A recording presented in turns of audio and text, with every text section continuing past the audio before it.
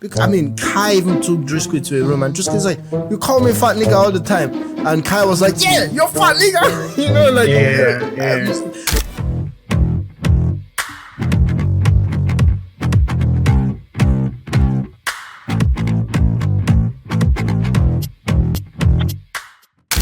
Hello. Welcome everyone. It's us again, Malik and Ibra with ThinkTalk episode 19, right? We're about to get to the 20th episode. Super exciting stuff. And we're back again as usual with social commentary and our nuanced approach to thinking about some of these things. For today, we have some exciting topic. But Ibra, before we even go to those exciting topics that we have for today, there's one bit that it wasn't on our agenda, but I just felt like, I need to mention this. Okay. I don't even want to give it so much. I know there's so much to say about it, but I want to be careful to not give it so much attention and make it a main topic. So on Thanksgiving, Sophie Rain, I don't know if you know her, but she's an OnlyFans model. I put quote unquote model. She posted her earnings from Thanksgiving last year to this year's Thanksgiving, and she has made $43 million plus, almost $44 million in 1 year. Yeah. And people were commenting and saying, wow, this is like NBA level contract. Yeah. And in fact, there was a professional model that commented and said, stop calling prostitutes model, because it's OnlyFans model. But you know, it's just, don't model up. Now you think model, you think prostitute. No. Let's not do that here. You know, there have been so many videos all over the internet talking about how this might impact other girls. I even saw one TikTok guy. He was saying, can you imagine the 10/10 girl that's, you know, working a $16 per hour shift at Starbucks, seeing or Walmart this or something. Yeah. Like, how do you convince someone not to at least try out OnlyFans on the side? If you're thinking side hustle, you're a pretty girl, you feel like you can do it, side hustle, what is better than OnlyFans? Like, if we continue to, who is at fault? Why is the society this way? Why is someone going to go on the internet as an OnlyFans model and make $43 million plus in 1 year? I mean, to answer your question, why? It's quite easy, right? The economy isn't the best right now. People are really struggling to get jobs, to transition between jobs, to really even be secure in your job, even if you have a job. So this seems like an easy way out for a lot of people, especially if you are pretty and all. I can also imagine that many of these girls are not even coming up with it. Maybe there are lots of agencies right now that are also pitching this pretty women, right? Like, I can manage you. This is what I've done with this lady or whatever. So it's like easy money, right? So that's why you see a lot of people doing that. And calling them models, I would definitely also not call them models, because I would say like OnlyFans content creators, because they are content creators. Like modeling is a different ball game, right? Like it requires a different skill set, right? And they don't even have this skill set. So it's looking solely like a marketing strategy from OnlyFans. And I don't want to believe these girls are making this much money, because that's insane. How much subscribers do you need to have? At what rate to have 40 million? It's a lot of money. It's a shitload of money. It's an absolutely crazy amount of money for one person, just simply going on basically they set up a camera, some lighting, and they have sex with each other or whatever. I don't know what Sophie Rain does there. I'm not on OnlyFans, but I would assume it's sex or nudity and all that stuff. And you make $43 million plus for doing what nature naturally just allows you to do with a camera in front of you. I can't imagine who is watching. Are there so many new subscribers? Because I'm thinking, let's even imagine a scenario. I'm with you on this, right? Let's imagine a scenario that I open OnlyFans because I want to see Sophie Rain. Am I still interested after the first month? Am I still a subscriber after month one? Like, keep in mind, month one, I must have seen everything, because it's not as if she has gold down there today and silver down there tomorrow. I think, you know, now that I'm thinking about it, I feel like the main reason why this is happening. Let's assume, like for a second, that she's making this much money. It's like this platform or these girls have figured out a way to monetize a broken thing in the society, which is how we are moving in the direction of isolation, loneliness, and the independent or individualistic lifestyle.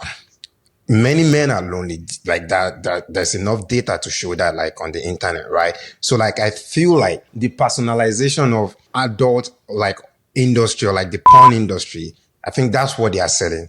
I would argue that maybe she's not even showing a pussy or like whatever. She's interacting on a, I'm assuming. Keep in mind, this is not an ex-celebrity. This is not a former celebrity. She's just Sophie Rain. I don't know who she is, but because we don't know who she is, we know that it's not a celebrity that moved in there like Amber Rose or something. So for sure, she has to show more than just her dresses or whatever. For sure, she has to show more. But now, how many people can she possibly be able to attend to on a more personal level? Yeah, on a personal level. It has to be that maybe now they have created an AI version of her that can, personalize for 1,000 people at once. Otherwise, it doesn't make sense. I don't know. Another explanation I don't that see I'm the having, economics. Another explanation that I have is that what about the possibility that people now are starting to launder money through these girls? Because that's a huge that's a huge possibility. Because you just start giving gifts like left and right, and all of a sudden it's clean money. Because it's clean money, and then how. But how do you and then you get it back through Bitcoin or whatever, because then she says she's doing Bitcoin and then it's not traceable anymore. Like, yes. So, yes, there's something there. The other one that you said, it could just be OnlyFans trying to sell that OnlyFans dream. Because we know that 99.999% of OnlyFans model are not making $1,000 a month. 100%. Like, I'm telling you. Nothing. So, they're not even making 100. Zero, exactly. So it could be that OnlyFans is also trying to. But anyways, that was just like a sidetrack. It wasn't even part of our topic for the day, but I saw it and I'm like, you know what? I would actually mention it. Now, the big one that we have as a topic for the day, we've been talking about these guys for, I think, 4 or 5 episodes now, and they're still relevant on the trend. It's again Kendrick Lamar and Drake. So what has happened was Drake sued UMG, and his claim was that they have invested in promoting the Kendrick Lamar Not Like Us single so much that it's hurting him. Him being an artist also signed under UMG, with a deal with them, that it's illegal for them to spend so much promotion, like on a diss track, but to spend disproportionate amount on promoting the diss tracks. That's his claim, and that they have directly tried to hurt one of the people that they also work for, especially at the point where he's trying to renegotiate his contract with them.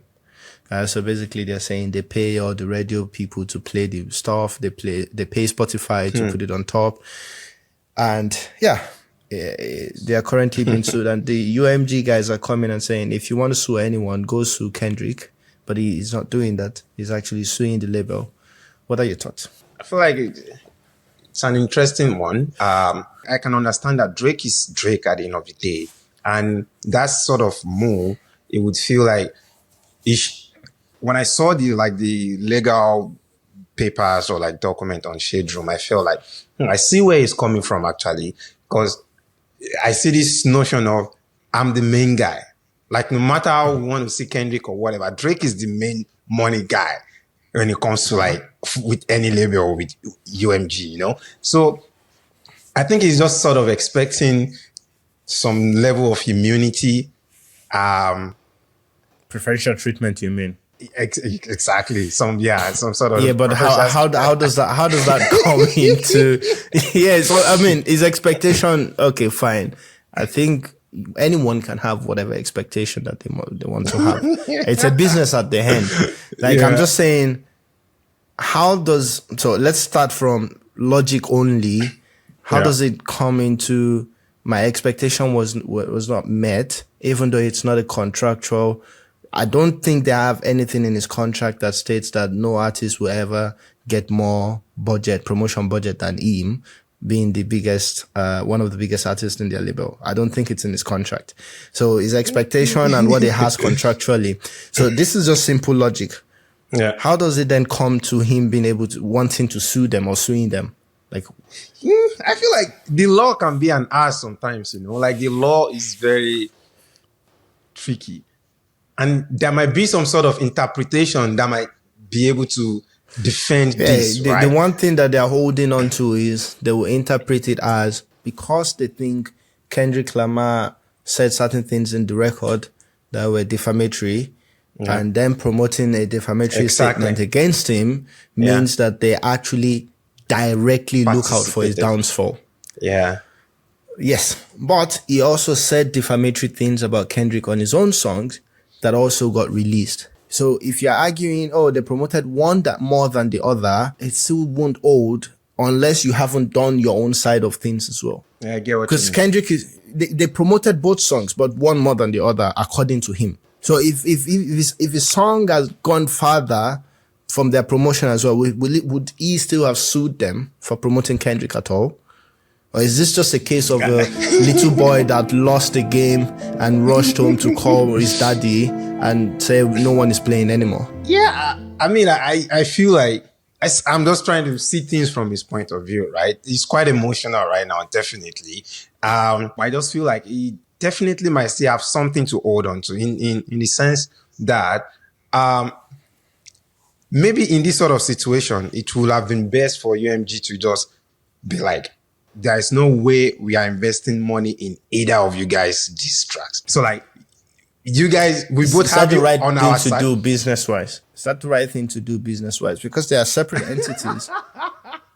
Business-wise, maybe not, because Kendrick was already having the organic move. And I feel like Kendrick just had a different strategy with the beef.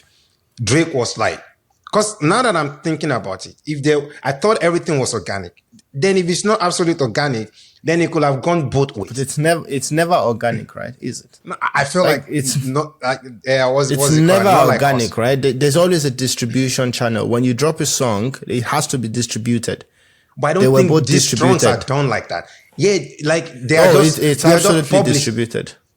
These tracks are also always like Drake when he did the back-to-back thing again. They always distribute just publish this and no distribution, like and see how far it goes.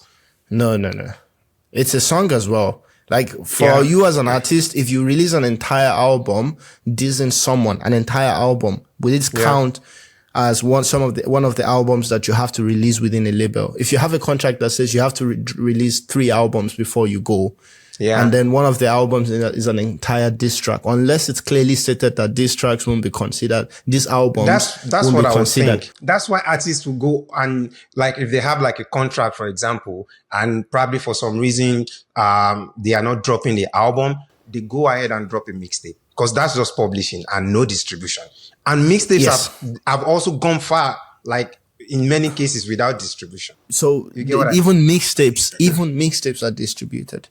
They might have used a different channel. Where do you drop it? Like, there's a distribution channel. There's always, like, for every artist that is big enough, they're not dropping on Spotify just like that.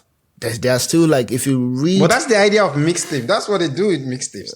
Actually, when you read underneath production, blah, blah, blah, blah, blah, you see that they're too tied around contract, tied with contract, that everything they do is managed. They don't do this anymore. They're not independent. This is the difference between an maybe things artist. are different now, because I would imagine 15 years ago with even 15 years ago, if you're not an independent artist, you can't just act. But why are they able to come up with? Because that's like the loophole that I know artists always go to when their project is being delayed, right? It's just a consideration. Say, like, a contract will state that you need our blah blah blah to drop an album. Of course, you can drop a mixtape to ride on your fan stuff, and they won't invest per se, but everything that you still drop, it's maybe what you're thinking now is that the distribution channel, Spotify, Like, is J. Cole interacting with Spotify the same way you interact with Spotify? Nah. Yeah. That's how you should think about it. So even if it drops a mixtape on Spotify, maybe that's what is confusing now. That before it was super clear what it meant when we say distribution for a CD or something. Yeah. But now it's preferential arrangement that they have with these big platforms. So J. Cole or Wizkid drops a song on Spotify, it's absolutely not the same as me or you dropping something on Spotify. Yeah, 100%. The preparation, the setup, that's the distribution arrangement. Yeah, I feel like mixtapes maybe won't have that. But yeah, maybe because I remember I think they think they will separate it. J. Cole is dropping on Spotify. Spotify will have something with J. Cole's management, right? Yeah. Do you think they will now say, oh, because they was for Spotify, they want to capitalize on J. Cole's brand. They don't care if it's a mixtape or not. Do you think you'll be able to call Spotify as J. Cole or as a big artist now saying, I'm dropping something on your platform? You know, you will be bringing the people that will listen to it. But I don't want to count it as part of the arrangement that we have, because it's the same platform, you know. So for big artists, it's a different. My assumption is that it's a big different setup, and it's not arguing that they distributed one and they didn't distribute his own, and that they spent on one and they didn't spend on his own. It's just saying they spent more on the other, which is a fucking weird argument to have. They spent more on the other. Because it's not about the money at the end of the day. If they spent enough money on both projects, I think the one people like the most would be the one that goes further, right? So that's exactly what happened. Exactly. Unfortunately for him, that's exactly what happened. And he has also been on the winning side of these things before. For so long. Yeah. I think he's just not used to losing anymore, that he's acting so irrationally right now. He has been winning for so long. Yeah. And I know I've played like the bad cop for a bit now. Let me come back to the good cop side to say, well, maybe Drake has a point. Let's say he has a case and everything. Yeah. Culturally, as a hip hop artist that's trying to make a name for himself as one of the greatest in the game, how does this move impact that solidification? Nah, he just messed that up, man. Like all this argument of he's not a real rapper, he's a pop artist, he's this, he's that. He just lost that battle. He doesn't have a leg to stand on anymore when it comes to being considered a rap artist, like a proper rap head, because this is not what you do. You take your L and you move on. They're not like us. Like even his entire background as a black person has been questioned here. Yeah, I think Kendrick was much more strategic than he thought. It's like this battle, right? And you feel like, your opponent, you crush him, like, because you feel like it didn't have any sort of strategy. But as things unfold, then you're like, wow. Because this whole move to me feels on so many levels like organized, and you know what I'm saying? Like it's quite, yeah. The last song at the beginning of a new song at the end of Not Like Us was the first song on this album. She was already thinking album when we were still listening to Not Like Us. Yeah. And we're like, he was thinking so far ahead. The way he dropped those songs, the people he worked with. Yeah, I think it was super, super strategic. And Drake just ran into maybe J. Cole had some guys that cared about him in Kendrick's camp, and they told him, guy, this is bigger than it's the not blueprint random. that I've seen, man. It's absolutely not random. 100%. It was coming from a feature on Future Song, right? Boom, and then it turned into all this big success that we see now. Yeah. It's a massive blow, man. Drake got played, but I've also seen some people on Drake's camp saying this was Drake's strategy from the beginning as well. Because what strategy, man? Because Charlamagne that God already said about 4 weeks ago or like 6 weeks ago that now a lawsuit is what's going to follow. Yeah, I said that. But maybe I don't understand the music game enough. Maybe there's something with the lawsuit, as you said. Maybe there's something, and we'll find out. From the perspective of the cultural part of rap and hip hop, with this lawsuit, you lost the streets already. You lost the people. Anyone who takes rap seriously would never respect Drake anymore. It's like, nah, I agree with you. That's what I think as well. That's what I think as well. But let's see. Let's see how it plays out. We wish them all the best as always. Let's see how it plays out. Honestly, I listen to Drake. I listen to Kendrick. I would say if I would lean more when I think who is a better rapper between the two of them, it's absolutely going to be Kendrick, and it's not even as close as you would imagine from my side. I'm just trying to put out my leanings so that people can also put that into the context of maybe how I'm thinking about it. Yeah, because I might be biased as well. But I've always respected Drake as a good music artist. As a musician in general, I think Drake is a top guy. I think he deserves all the success that he has gotten. I think I wish that he would continue to be more successful as well.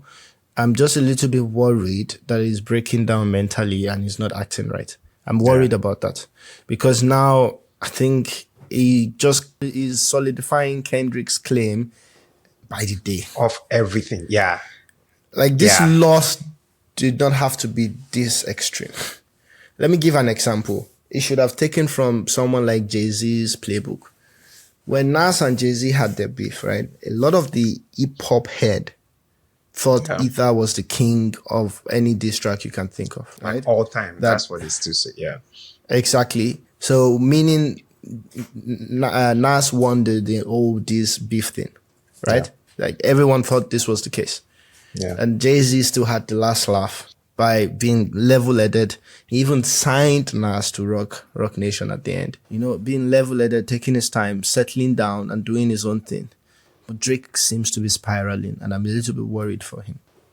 And that says it all, no? Exactly. It doesn't seem like he's as smart as I thought he was. It's not like he's not smart. I think now the idea of Kendrick calling him out or calling him a phony or like some malicious guy is just so true that it doesn't know how to respond. With Jay-Z and Nas, for example, these are like two guys that people respect already.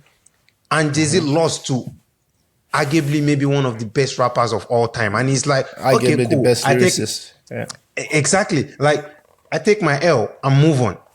But when they penetrate you when they come for you, I thought that was the wrong choice of word.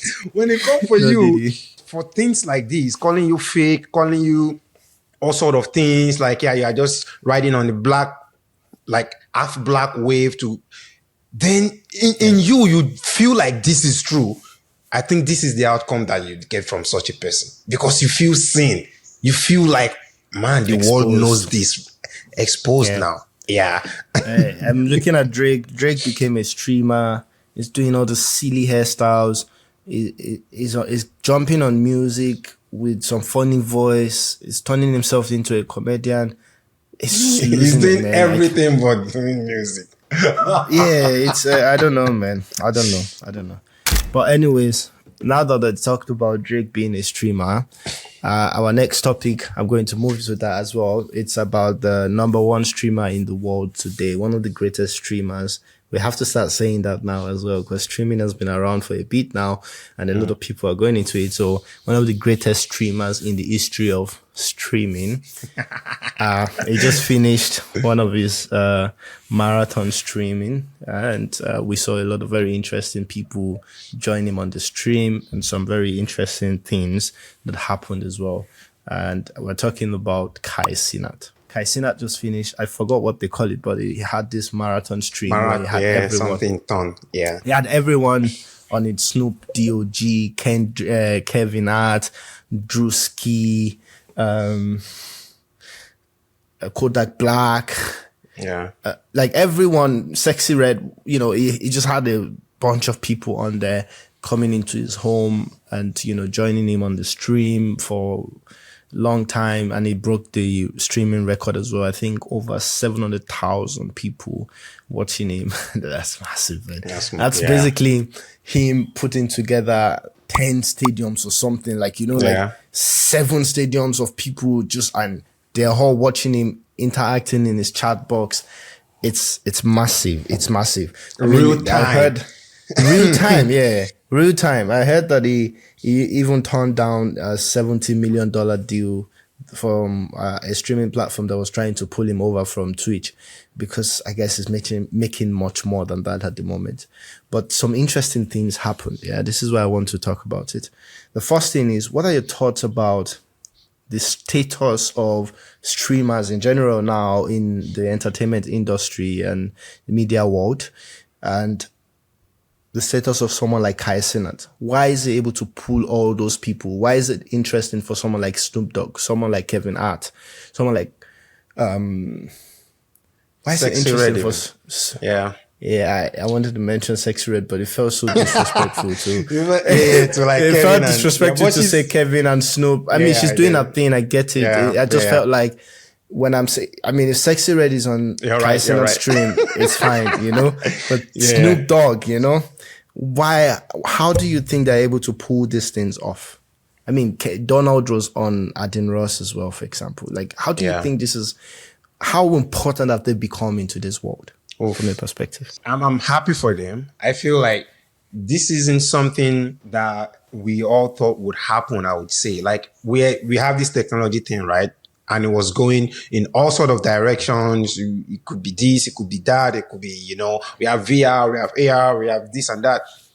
So everyone was sort of placing a bet on what would be the next thing, right? And right now, streaming is a huge industry now, whether we like, it's big. It's like one of the mainstream media now. These guys have become so powerful that's why you would see like someone like Kevin Hart and Snoop Dogg going on such platforms, because they also want to leverage on the numbers that they have. Why we have this is, I would say, is still similar to what I sort of said about the OnlyFans industry. There is something fundamental that has broken in society today with the coming of technology and how we relate with technology, our relationship with technology. We withdrew from this living together, like coming together and doing stuff, to just you and your device. And these are the guys that are benefiting mostly from things like that. Because why would hundreds of thousands of people be in real time watching them? Like, where's the time, right?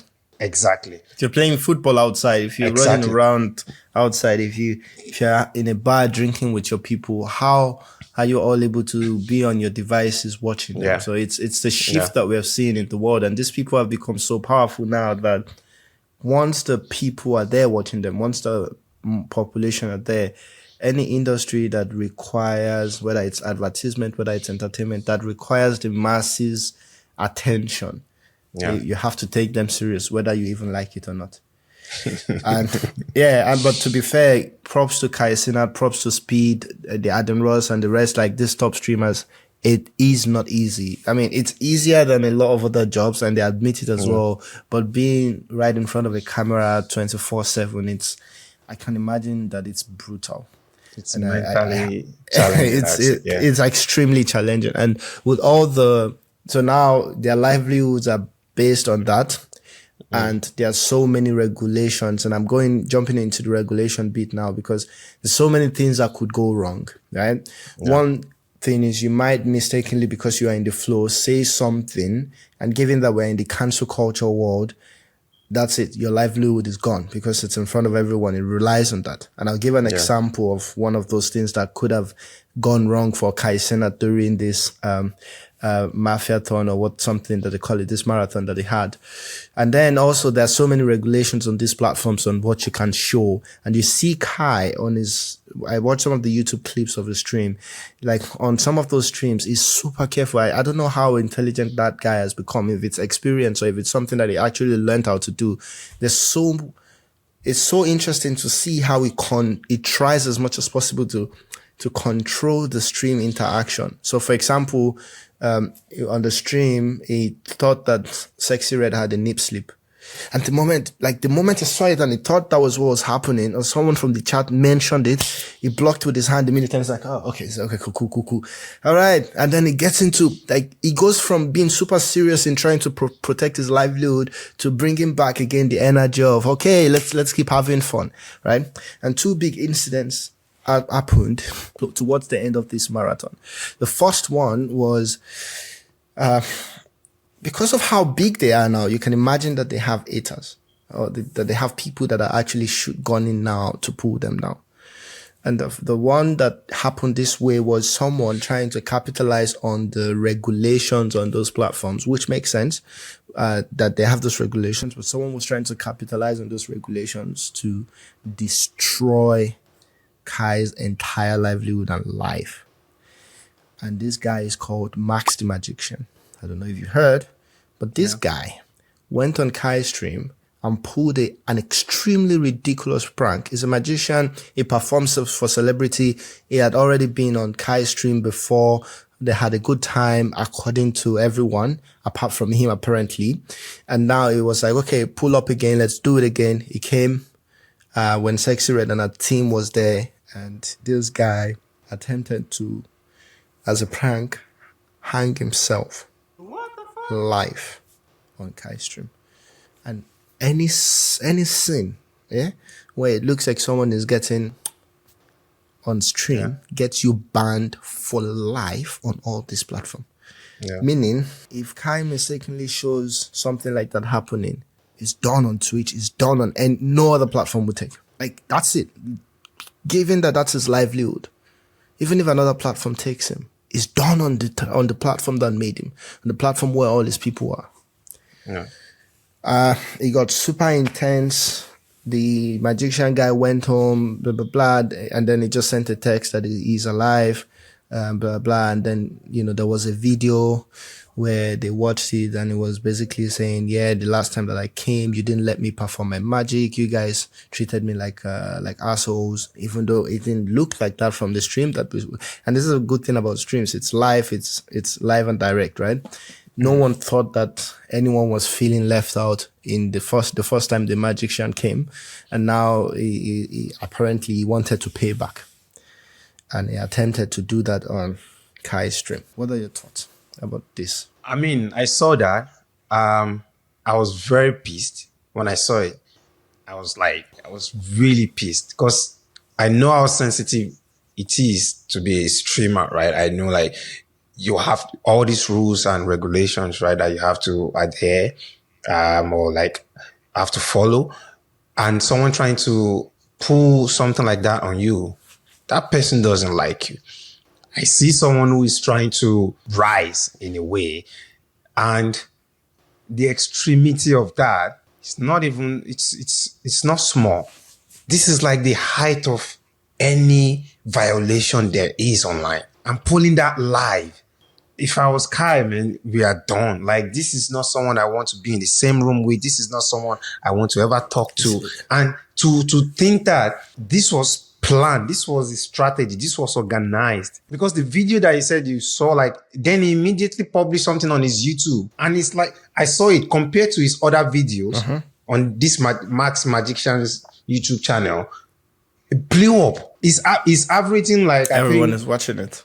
100,000, 80,000 a month after like 3 weeks of upload, 4 weeks of upload. But this was already like 600, 500,000 in 2 days. So to try to ruin someone to build yourself up, I can't forgive that. Do you think this is ground for legal actions? If he has the money, definitely, yes. I think it's grounds for. No. If he has the money if he has the budget for that, that's what I wanted to say. Like, if you want to, you really need to feel like, okay, I'm ready for this. Because it's money going to the court, and how the legal system works, right? Like, it's not fun, and it will cost you. If you have a budget for that, definitely pursue it, because it might then set a precedence for more people who wants to try something like that. Because that was ridiculous. It was, right? And I was also very angry just seeing that and thinking, wow, people are that wicked. Because I'm looking at Kai. Keep in mind, this marathon that he's doing, I have to keep mentioning it, right? So Kai, as part of one of his stream travel stuff, he was in Nigeria last year. I think it was last year or earlier this year. And they took him to one of the slums in Nigeria, like one of the slums in Nigeria, showed him a school, and he became interested in investing in that school. So apparently this marathon that he just did, 20% of his earnings from this marathon will be going to that school. in Makoko. Makoko is like a slum area in Nigeria. And for them to get 20% of what Kai made from the stream, that's something, no? That's a lot, man. That would be a lot. It's a lot. Can imagine. Yeah. Exactly. Yeah. And for this magician to know all that, this guy is even doing this as part of a charity race and all that stuff, and be intentional in destroying everything this guy has made for himself. I think it's wickedness on a level that is unfathomable. Yeah, I think some people are just that cynical, man. Like, yeah. Yeah. And enough about the magician. There was another incident as well. And this one, it's a mix of funny, being too careful with comedy, and trying to be an adult. And, you know, what is it being an adult? And it was basically Drewski, when they were eating on the dining table, there was a young boy that Drewski called fat.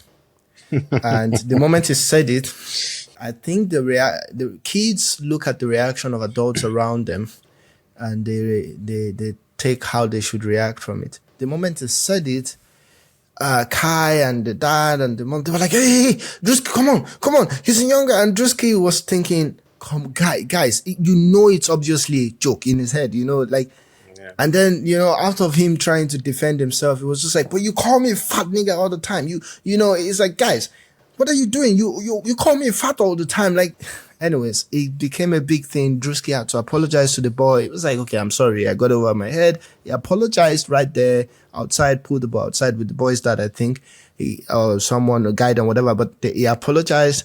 The boy's mom was also there. And then when the dinner was over, the boy's mom went home. And then, guess what she did? Turned on a ring light, and the boy's mom turned on a ring light and burst into crocodile tears. I'm very sure it's crocodile tears. No one can tell me otherwise. I'm absolutely sure. She started making videos, crying, and one of those videos, she actually then called Drewski this fucking gorilla or something. She called Drewski a gorilla. Wow. She's white, by the way. And then also said, a child should never have to go through that. But she took a child to that dinner. Mm-hmm. And I was thinking, what's your aim with these videos? Are you trying to now get famous yourself? Or are you trying to raise a lawsuit, make it seem like she said, my child is emotionally da-da-da. And I remember seeing the apology video.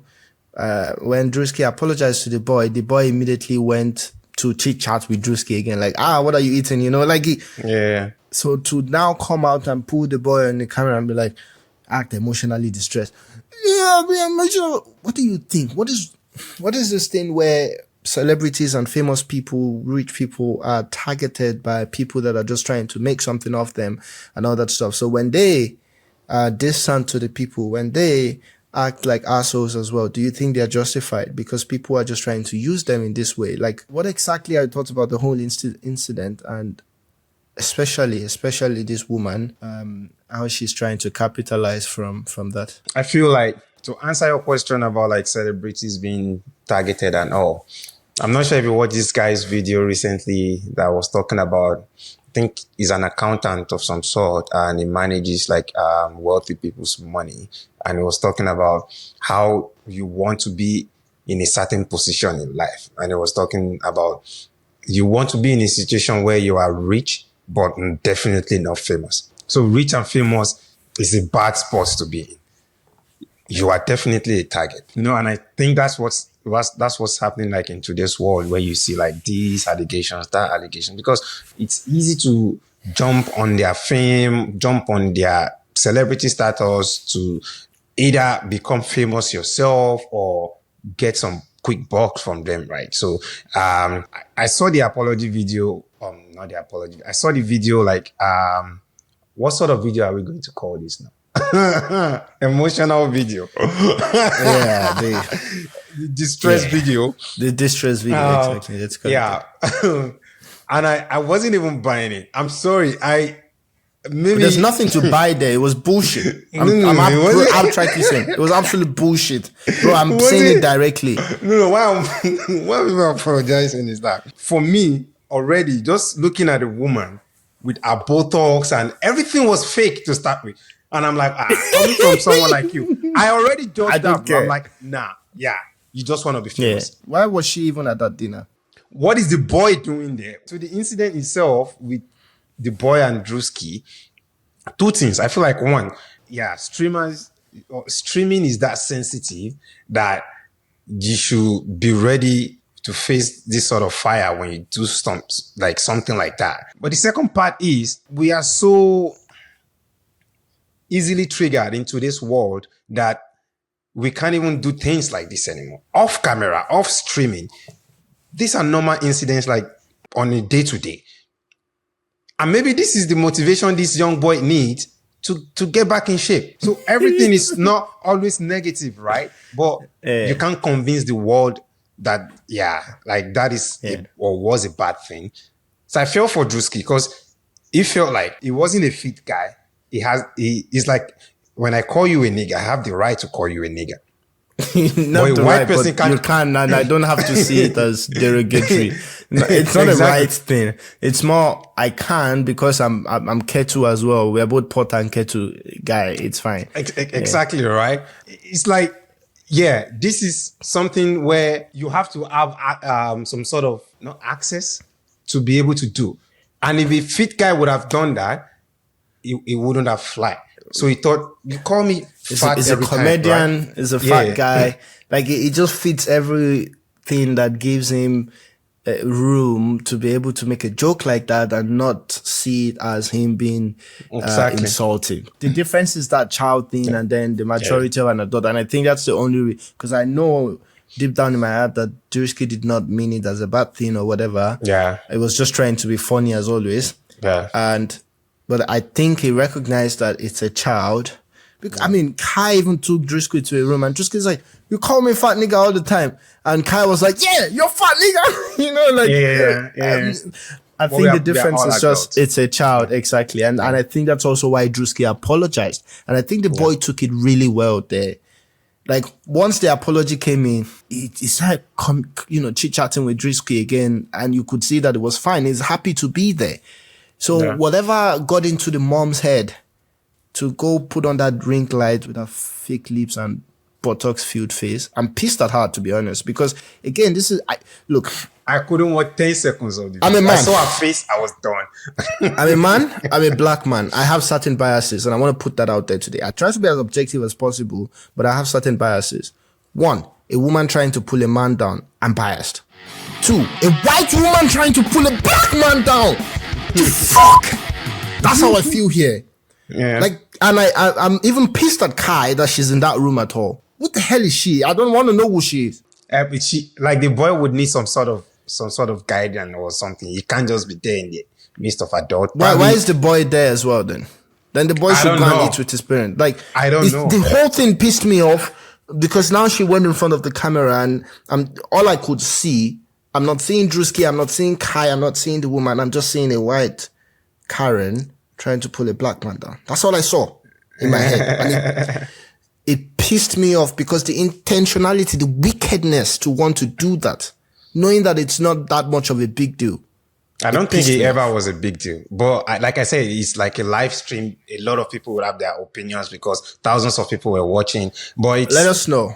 Let us know. And that's why I call my position a biased position, because I'm obviously having some of these biases that I know. I try to see it. I'm not going to act upon it, but I can be emotional in some of those opinions sometimes. And this one, I'm emotional. I want to be upfront with that one because it's just, it doesn't make sense to me.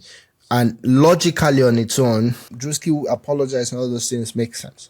But her getting in front of a camera at home and the next day and then calling Drewski a gorilla and all that stuff out of annoyance, I don't know who she spoke to before she did that, but that was a no-no.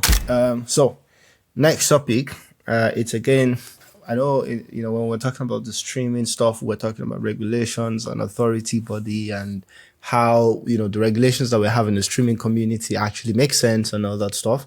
Now we're going to be talking about another regulatory body that seems to not know what they should be doing and where they should stand on particular topics, right? And the one I'm going to talk about is I'm going to be talking about FIFA. The FIFA Best Football Award, they released a list of their nominations, and some of it were interesting and other stuff, but then the Best Men Award nomination raised a lot of controversial comments. Yeah, the big comment is Lionel Messi, who plays in the United States of America for, what's the name of this team again? Remind me. Miami FC. Or FC Miami. Yeah, for FC Miami FC.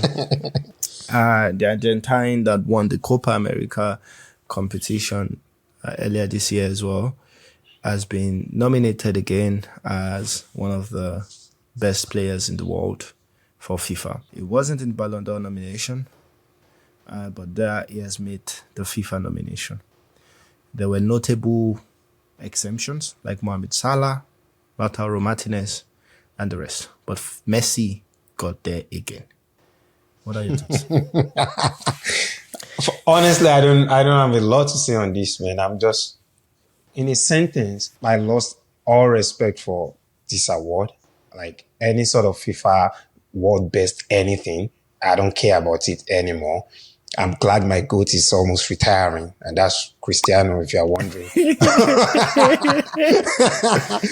Cristiano Ronaldo. Because if he was still in his prime, to now be dealing with this sort of madness. It dealt with this. It dealt with it. But it did. Actually, it actually dealt with this level of politics. I remember when was it the FIFA or UEFA president talking about Cristiano only cares about his hair. This guy was smashing goals. Is the undeniable best goal scorer in the history of football, and you make a comment about him only caring about his hair. And in that period, when that guy was still UEFA president, four world best and Ballon d'Or. Wasn't that the same guy that I was saying? Yeah, and I'm also a Barcelona fan. I didn't even know he said that. But that guy, while he was there, Ronaldo lost 4. And that's why when Ronaldo won the second one, he burst into tears. Yeah. He said, I never thought I would win this again, because he was fighting this crazy politics in the system. And I was thinking, this new FIFA president, being a big Messi fan, Infantino, is acting like an infant now, because from my perspective, he seems to be tarnishing Messi's legacy. I'll say this with very big confidence. Yeah, but it's unfair to Messi, right? Yeah, it's absolutely unfair to Messi, because when you think about it, Lionel Messi, my GOAT is Cristiano Ronaldo. I'll tell you right now. But I think if everything was fair, Messi still has maybe one more Ballon d'Or or world best than Ronaldo. Yeah. If everything was fair. Like I would be happy to say, you know what? Yeah, Messi has one more. Because Messi is that beast. And if someone else tells me Messi is the greatest footballer of all time, I'm not even arguing it. You're right. Exactly. You understand? And if you tell me it's Cristiano Ronaldo for you, because, well, this being the highest best goal scorer in the history of football, doing it in so many different clubs, because keep in mind, Messi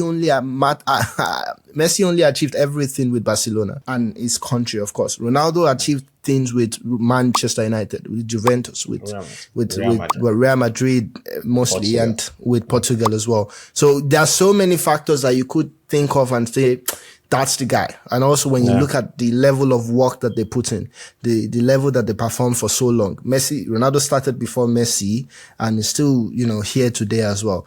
So and objectively, if you are putting in different kind of skill set when it comes to being a professional footballer, like jump power, shoot power, all these, Exactly. Yeah. Ronaldo seemed to have a lot of those things. Goals are the most important things in football. And even Messi himself said, if I play in the same team as Cristiano, I'll pass to him to score. So there are reasons for having one as your GOAT or the other as your GOAT, because Messi has this unfair advantage that God gave him as a dribbler and passer and visionary on the field. It's so unfair because it's unfair. And I'm happy to hear that is one of the greatest of all times. And if you tell me he's your greatest of all time, I will say yes.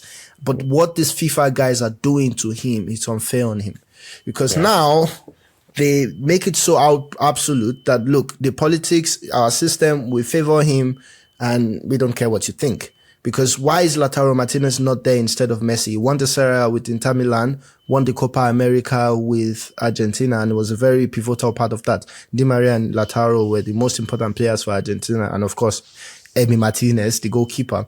Most important players for Argentina in that Copa America competition. Lautaro wasn't even nominated. And then FIFA did the thing with Miami FC being invited to UEFA Club World Cup, FIFA Club World Cup, even though they didn't win the American MLS competition. I wanted to add this to the point, right? Like, I feel like I see what FIFA is doing. Now we are all still emotionally involved, or at least this is still the present, right? I'm thinking 50 years from now, no one will actually care how it happened. If Messi had 10 over Ronaldo, that's what counts. And they don't care. Yeah. They are playing the long game now. You get what I mean? It's like, Messi won 19 and Ronaldo won 10. So that's what counts. Yeah, it's only unfair in the present. For the greatness of Messi, right? For all the clips you see, for what we know, the magician that he is, we will forget this. Even us, between us, we will probably forget this in 50 years. And I get that. Yeah. And that's also why Cristiano is holding on to the things that he knows that will make him absolute in his own position as well in the future, like the goals. The goal number. We'll say everything, and then you say, but that guy had 5 world best, did it in so many teams, and over 1,000 goals or something. And then you're like, okay, now it's tough, you know? Yeah. And then, so I get that. And I think Messi's legacy, to be able to destroy Messi's legacy, it's impossible. I think it's undeniable. So FIFA is being very shady. Infantino is being very shady. He's been a fucking child. But honestly, it's unfair, maybe not only to Messi or to Cristiano, but to the other people that... You said Mo Salah is not... That's insane, man. Mo Salah is not nominated. It's unfair. It's unfair. Lautaro Martinez, it's unfair. It's unfair to the people that Messi is taking their spot this time around. I think it's unfair. Anyways, that was a very short one because there's not much to say about it. We're talking about great players. We're talking about the best sport in the world. But when politics, the system is this rigged, I think it's something to mention. And I know some people might feel differently about it. And I don't think so. At this point, I think even Messi fans, they should know, right? They know. A lot of them can't even say anything right now. They just don't want to talk about it. And I will be surprised, but it's okay. Please let us know in the comment section if they actually feel differently about it. I'll be very interested to know. And that's it for today's episode 19. Thank you, everyone. Do not forget to like, comment, share, and subscribe to our YouTube channel. We're on every platform: Instagram, TikTok, Facebook, Snapchat. Are we on Snapchat? Not yet. Spotify. But we're on most of the platforms, Twitter, Instagram, Facebook, TikTok, and on YouTube. Do not forget to subscribe and share the videos. Comment. We really like to know your thoughts on these topics. Cheers.